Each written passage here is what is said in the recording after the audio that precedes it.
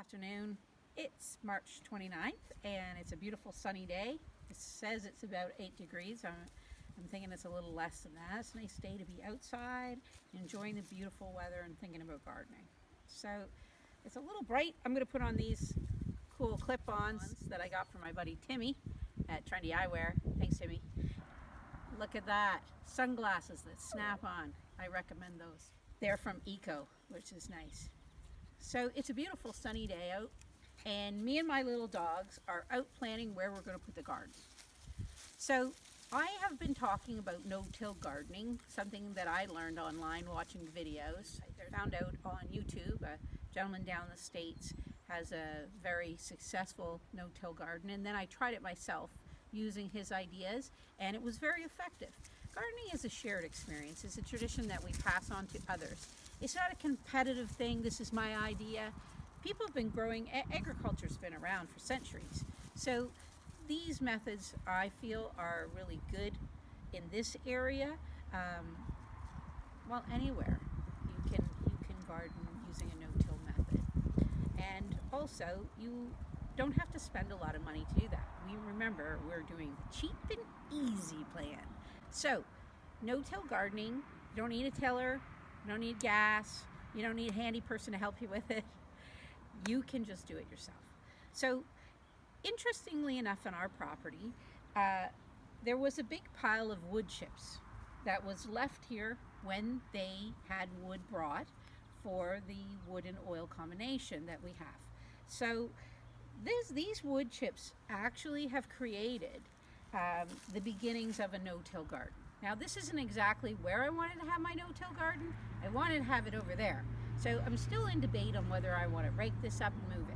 They're also larger than what he sort of recommended, and that, you know, it's kind of messier looking. I like neatness as well, but the idea of stripping all the soil of coverage and tilling it up in rows, yes, you eliminate the weeds, but you got to water it all the time because the soil dries out.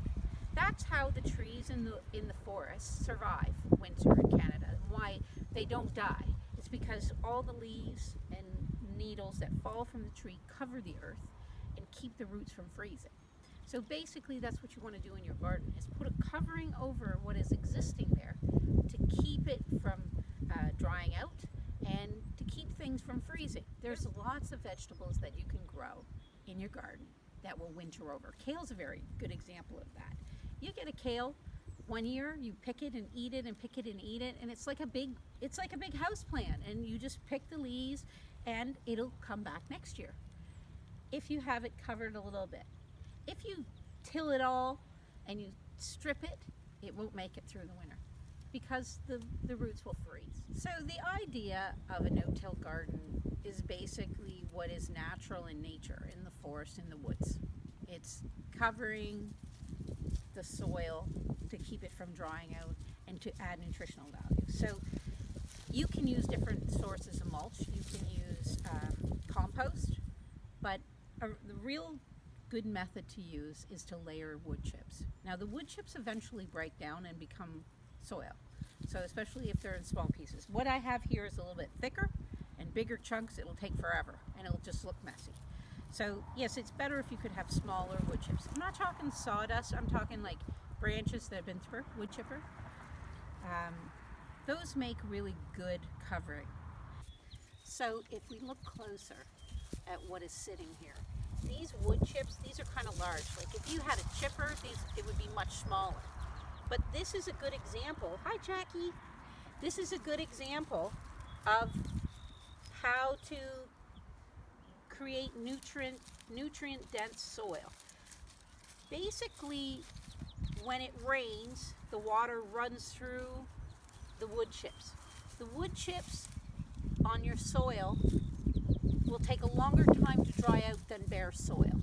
So when you till a garden up and you strip everything off of the soil, as soon as the sun hits it, it starts to dry it. You'll notice with your potted plants inside that in the sun, they get dry quick, and the soil gets hot and dry. So our climate isn't super dry, but it's getting drier. And you want to preserve moisture for your plants and for the soil. You want to create a good environment by layering a compost or wood chips on it that will add nutrients every time it rains. So every time it rains, it runs through the wood chips. The wood chips take basically all the nutritional value that was in the tree is in the bark of the tree, is in the branches of the tree. So all the nutrition that the tree was soaking up from the earth is in the tree. That's why pesticides don't work, because it all gets soaked up into the plant, into the trees. You don't need to add chemicals to grow food. You just need to have good soil, and chemicals deplete the soil. It kills off the natural ecosystem of the soil, and it diminishes the quality of the soil. And then you got to spend a whole lot of money to add some nutrients back, but it's not the full spectrum of the nutrients you get in live, healthy soil. So these wood chips would make a great place to plant. I don't know what I'm gonna put here. I'm just evaluating now. We're gonna figure this out as we go. So underneath, if you look, I'm just gonna take one of these wood chips. You see how it's still wet underneath? So these are the wood chips that were laying on the ground, and when I pulled back the soil, you could see how it's still wet. It's very wet.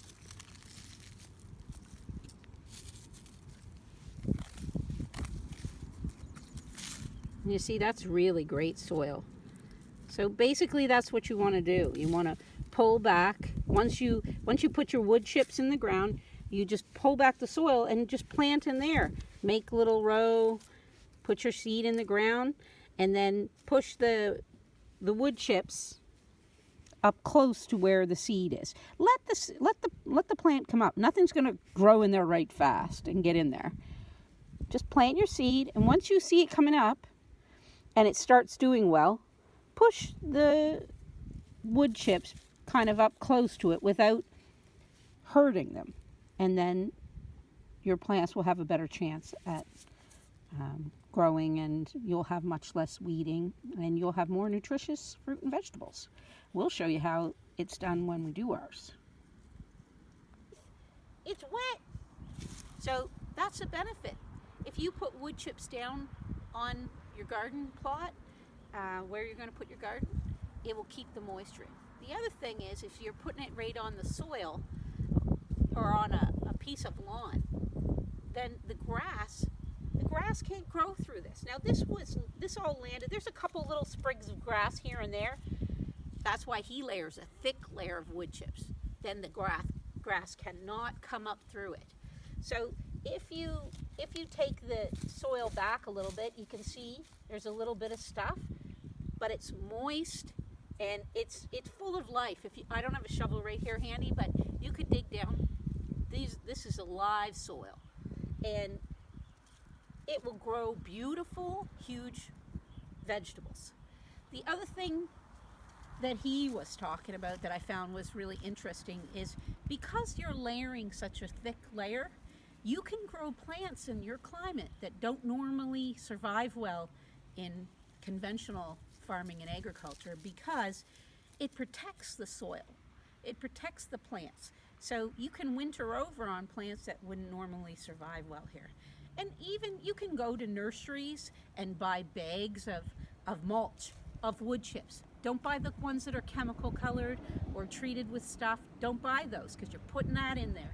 You want natural, untreated wood chips, and you want to layer it down. I mean, like I said, we're trying to go cheap and easy. So check around. See if somebody wouldn't mind you coming in and raking up where they had a wood pile, and layer that where you don't need a huge big plot to grow vegetables. If you're going to start small and you just have a little bit, layer it thickly in there. Then when you go to plant it, you pull the wood chips back and you put your seeds in the ground, not in the wood chips. And you leave the wood chips pulled back so that the seeds can come up. Because basically the wood chips are going to keep it dark and smother out whatever's underneath of there that won't grow up through it. So it eliminates weeding. That's why businesses and stuff will put wood chips around there. They plant a little plant and they put wood chips around it because it smothers out the plant. They don't have time to look after it. They just put wood chips. Well, that works really well for gardens. If you want a vegetable garden, that's a really great way to do it and eliminate tilling and weeding. So that's it for today, folks. Hope you enjoyed our little video with a little explanation. I'm going to get busy figuring out where I'm going to put my garden, if I'm going to rake up some of this wood chips and move it, because I really want to put my vegetable garden over there, but I might be a change of plans. I might put some stuff here. And the other thing is that in people's yards, you may not have a really big area to grow a huge garden. But you might have a small area that gets sunny over here, another area gets sun over here. There's no rule that says all garden vegetables have to be together. In actuality, most of them don't like being really close to each other. Some of them are incompatible. So you want to space it out a little bit. Some people do raised beds. They build a wooden frame and they put soil in it. It kind of keeps things separate. So this could very well work out to be a perfect plan, that I put some here and some over there. You know, you've got to explore your own yard in areas where you're going to get lots of sun or a shadier area, and distribute the plants accordingly. So that's what I'm going to figure out. Anyways, enjoy the sunny day. Get outside, breathe some fresh air. Life is going on around you. Spring is coming, and soon we will be seeing the beauty of the colors of spring. I'll talk to you soon.